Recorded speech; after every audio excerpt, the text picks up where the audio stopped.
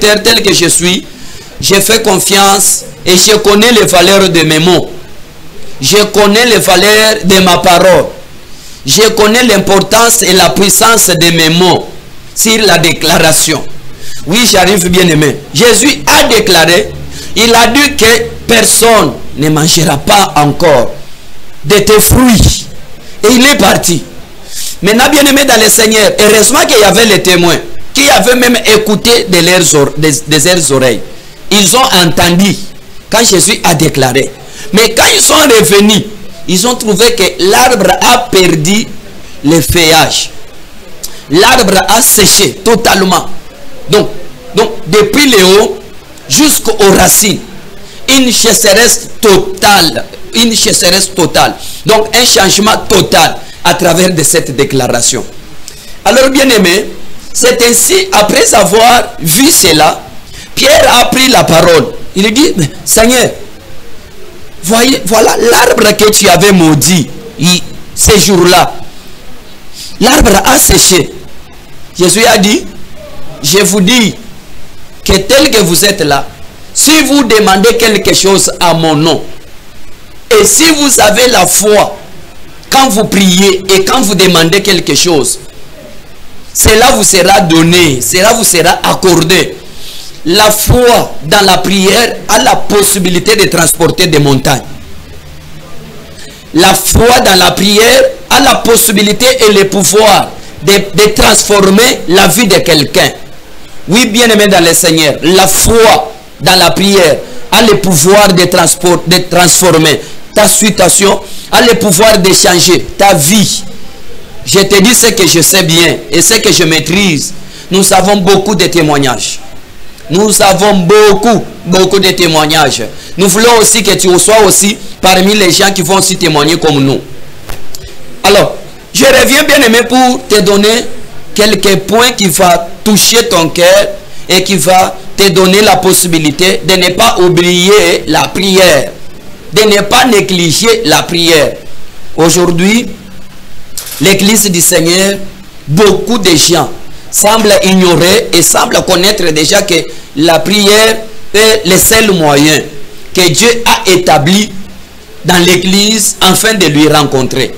Vous savez que nous, les enfants de Dieu sur la terre, notre unique canal que nous avons pour croiser notre Dieu, parler notre Dieu, c'est seulement par la prière. La prière matinale, la prière de midi, la prière avant de sortir, la prière devant la table, la prière à chaque moment. Donc quand vous êtes à genoux, debout, vous êtes couché, vous êtes en train de marcher, tout en priant, sache que tu es en train de parler avec le ciel. Tu parles avec Dieu. Je ne sais pas si, peut-être quand toi tu pries, tu blagues avec la prière. Non, bien aimé dans le Seigneur, ne faut pas blaguer avec la prière, puisque la prière est notre clé de bonheur. La prière est notre clé universelle, capable d'ouvrir n'importe quelle porte qui a été fermée par d'autres personnes. C'est ça la prière.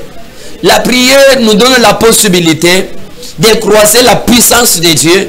La prière nous donne la possibilité de demander la volonté de Dieu du ciel, afin que cette volonté-là puisse se vivre sur la terre.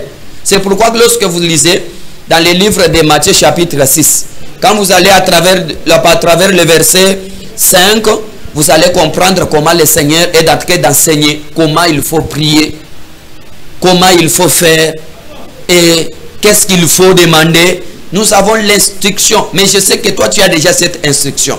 Mais quand je suis venu, je suis tout simplement venu pour te rappeler ces choses. Le chapitre 11 de Marc au verset 24 dit: c'est pourquoi je vous dis tout ce que vous demanderez en priant. Croyez que vous l'avez reçu et vous le verrez s'accomplir. Nous allons un peu parler sur le point réussite et aussi des points accomplissement. Hein, bien aimé dans le Seigneur. Les points réussite, accomplissement. Donc, et aussi la vision, puisqu'il dit, vous le verrez. Vous le verrez. Moi, j'aime beaucoup ce terme ici, bien aimé. Vous savez, dans le domaine de la délivrance, quelque chose qui me fait du bien beaucoup, c'est quand j'ai vu Bartimée dire, j'aimerais que je voie. Seigneur, j'aime que je vois. Bien-aimé, vous savez, aussi longtemps quand tu pries et que tu ne vois pas, ça fait du mal. Tu sais que quand tu pries et rien ne s'énonce comme résultat, ça fait du mal. Mais je suis venu dire à quelqu'un que chaque prière a sa réponse. Que le Seigneur vous bénisse. Chaque prière a sa réponse. Même aujourd'hui, si tu appelles, tu écris le message, j'ai prié pour toi, nous prions ensemble avec toi, tu vas avoir ta réponse. Écoutez, nous faisons confiance à la parole de Dieu, mon frère, ma soeur, là où vous nous suivez. Nous faisons confiance à la parole de Dieu. Puisque Dieu n'a jamais menti. Dieu n'a jamais menti. Quand il parle, il reste derrière ses paroles pour l'accomplir. C'est pourquoi j'aime ce prophète ici à Habakkuk. Il dit que je reste toujours sur mon poste. Je ne bouge pas. Moi, je ne bouge pas. Je reste toujours là-bas.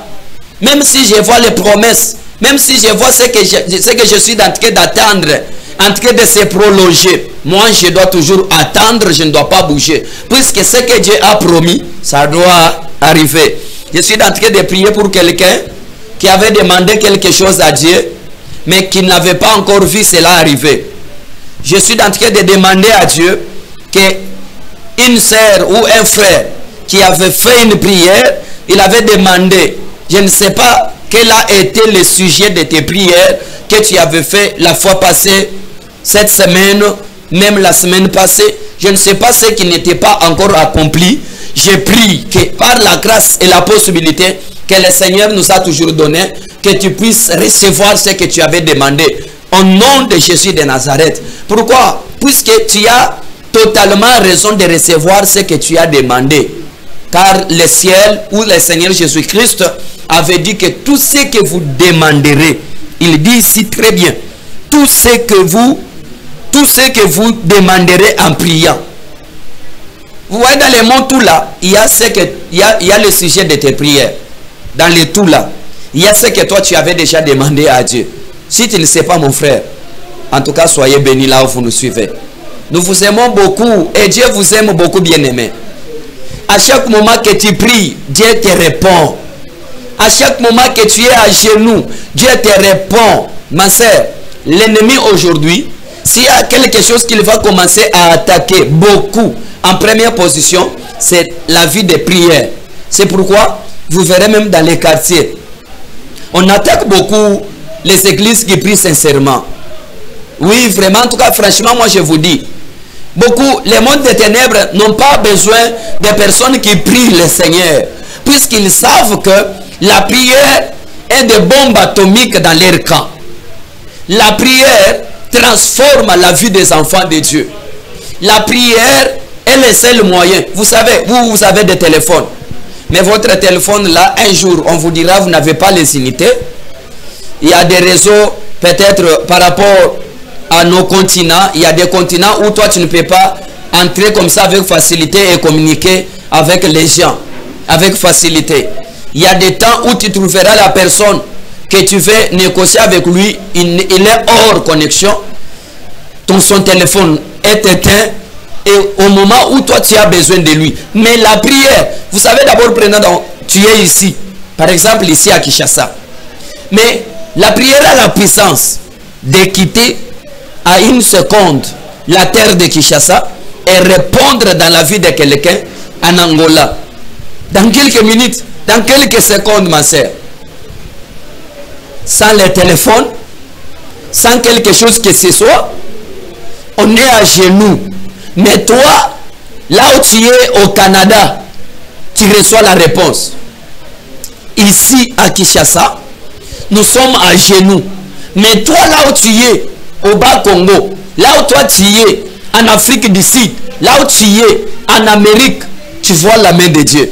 Ça, c'est la puissance que Dieu a établie et qu'il a investi à l'église, que le monde ne peut pas maîtriser. Seuls les chrétiens comprennent l'importance de la prière. Et puis cette prière-là, bien-aimé, n'a pas de conditions. N'a pas beaucoup de conditions. Bien-aimé, appelez, écrivez les messages. Nous allons vous répondre. Ne faut pas biper. Ne faut pas envoyez les gens vous lire, envoyez les messages, même sur WhatsApp, nous allons vous lire. Oui, je disais que la puissance et l'autorité que le ciel, que Dieu a établi dans l'église, cette puissance-là, vous ne les trouverez nulle part. Nulle part, c'est seulement à l'église.